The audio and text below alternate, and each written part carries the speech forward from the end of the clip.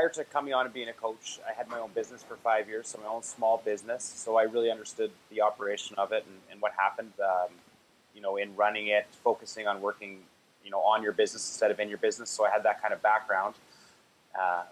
After I left that, we sold it successfully. And then after selling it, had a sales job for a while, and I kind of actually met Carl and talked about coaching to me. So I came into it totally new to coaching, but really liked out helping people out and liked helping businesses out. So I started out fresh on, like with LPW, with having my own e-learning site and stuff like that.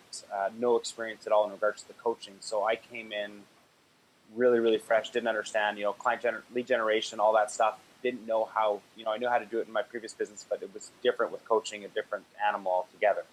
So for me, it took me a little while, and the big things, I listen to all time. I ask expert calls and stuff like that every week and get excited, get motivated. But I always found like I was always changing and doing different things until I really focused on with the social media training. One of the big things was Simon Meadows, Kim Phillips. She was really good on some of the stuff learning, but the Simon Meadows training for me was one that really made me get clarity on exactly what I wanted and helped give me direction on where I wanted to go. And some of the big things he talked about was really finding your voice and finding out who you are and where you want to be in the marketplace.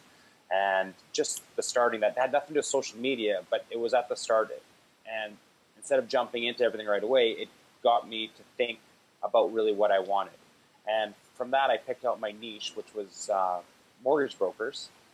And with that niche, I really started looking at, and his next step was really look at your competition. Who's doing what in the marketplace? And to do that, you have to go on social media. You have to go on and look at, go on the internet, look at all the resources and tools that are available for you for in that marketplace or in that space. So that was big for me from what Simon said. And what I did is I took the tools and resources that I learned from him. I updated things on my LinkedIn profile, did things like that, started connecting, started working around on social media through LinkedIn, through Facebook, and started connecting into groups where mortgage brokers hang out. We always joke around that saying, Adrian always talks about it on the Ask the Expert calls, don't go hang out with other consultants, right? Because you're never going to get anything done, right? So I really focused on finding out where the mortgage brokers were and started connecting with them and reaching out to them online and just saying, here's what I do. I just like to, ask you a few questions on stuff. What I really did is I went out there to not get clients, but to really educate myself about mortgage brokering and how these people run their business. We all know that every business is the same and you can fix every business the same way. But if you're not speaking their language, you don't really understand. And that's the one thing that, Simon talked about in the meeting, in the training, is really understanding who your clients are and what they're about and stuff like that, and do the research, really find out and back up the research. So I took those tools and, worked with people online, communicating with them, talking to them. I signed up for a Mortgage Broker News, which is a Canada newsletter that gets sent out. I started making comments online and just following up with comments online, making valid points to articles that were written, and actually picked up one client that way, like without even trying. They contacted me, reached out, did go back to the same old thing. I always tie it back into the $10,000 in 45 minutes. In this case, it's in 60 minutes. So I still use that total process. But for me, getting clients that way, what I did is I established credibility. I think that was the biggest thing with the online stuff. I never really, I'd say, get clients, but it gave me the credibility where if I was reaching out to them, they could go research me online. They knew who I was. They knew what I was about. I was active in the community. I had friends with people who were influential in the mortgage broking community, based on my online presence. So that made it a lot easier if I picked up the phone to call anyone or do anything. But ultimately, it came down to making the phone call and going through the $10,000 in 60 minutes in my case presentation. Right. And going through there. So, but it was great. I mean, the training really helped me to get clarity on exactly what I wanted. Because before, I never really knew, and I was kind of all over the map. Because every time you have these Ask the Expert calls, Adrian interviews somebody, and you're like, oh, I got to do that.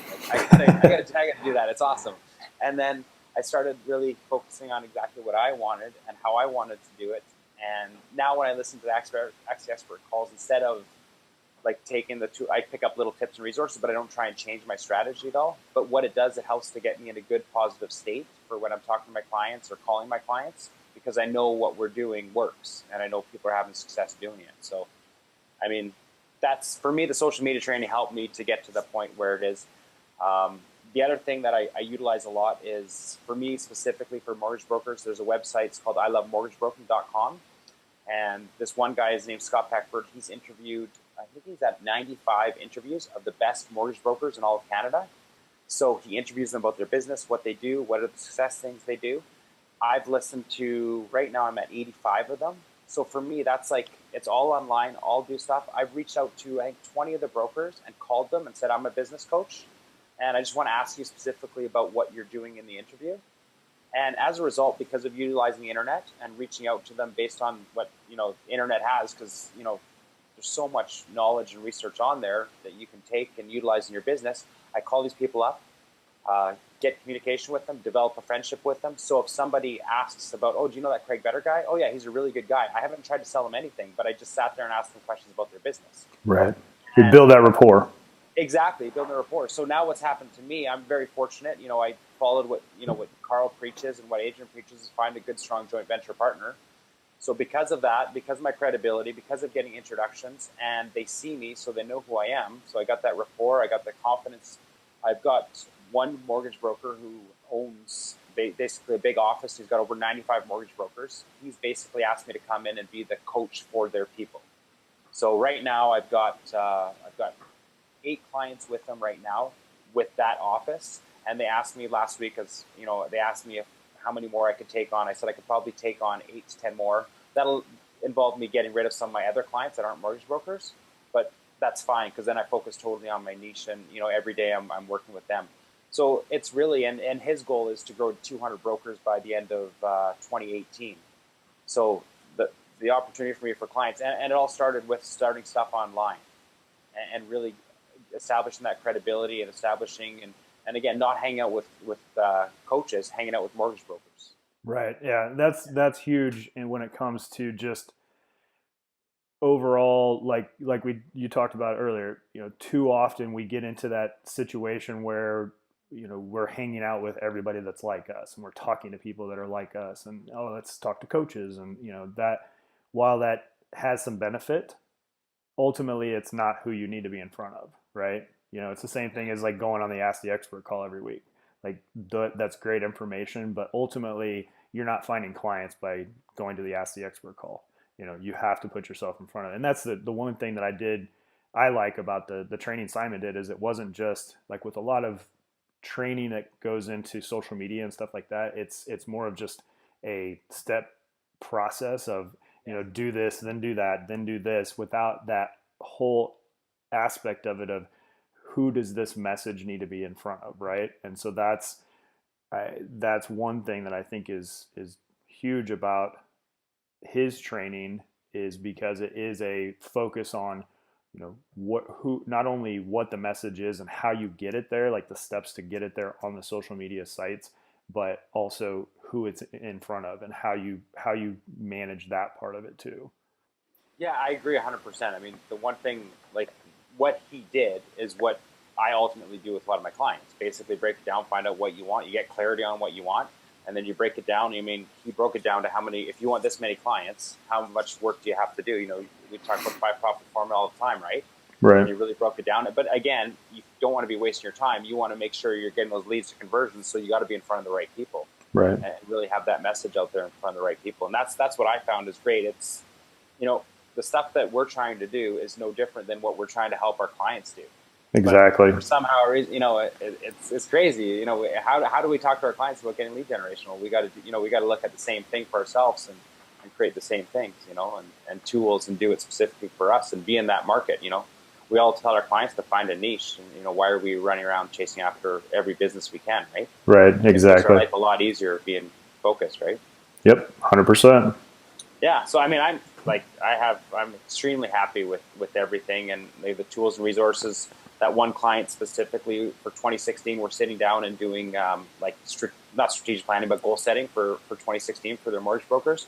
So I take the tools and resources that we have available for us on the e-learning site. We package it up together, put it together, and then we'll run some seminars with their people. So that gives me full access. I get paid to do it, and then I get full access to 40 more brokers who could potentially be clients without trying to sell them anything. All I'm doing is helping them out. So yeah, that's fantastic. And it speaks to the power of a joint venture, and it speaks to the power of, making offers to somebody to help them rather than trying to sell something to them. Yeah, and I think I mean that's been the big success is exactly that is go out, especially when you're starting out, these people like they're always struggling, trying to sell. If you go out to help somebody out, exactly what you said, Chris, is that people will accept that, they'll help you out. And they may not become a client, but I guarantee you're going to learn something about their business and you're going to become better coach because of it. And if they don't use you, they're going to recommend you to somebody else because you're a good person, right? Right. And I would, with all my people, I get testimonials on them, even if I just do the 10 and 45s. So it works out good. Yeah.